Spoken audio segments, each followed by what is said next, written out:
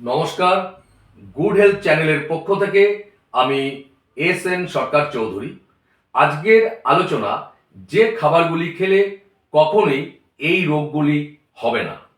1 নম্বর, খালি পেটে জিরা পানি খেলে ওজন নিয়ন্ত্রণে থাকবে। 2 নম্বর, খালি পেটে কিশমিশ খেলে রক্ত বাড়বে। 3 নম্বর, খালি পেটে লেবু পানি খেলে ফ্যাটি লিভার কখনোই হবে না।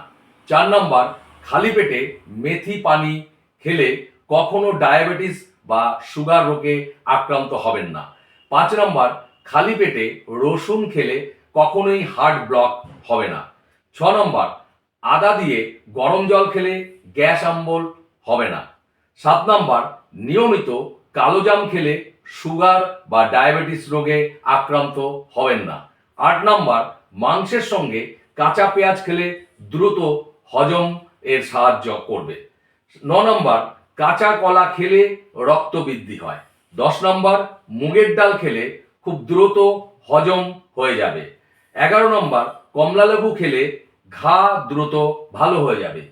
পৃথিবীতে সৃষ্টিকর্তা প্রচুর খাবার সৃষ্টি করেছে, কিন্তু সব খাবার সব মানুষের জন্য নয়। তাই যে খাবারটি খেলে আপনার সমস্যা হবে, অবশ্যই আপনি সেই খাবারটি খাবেন না।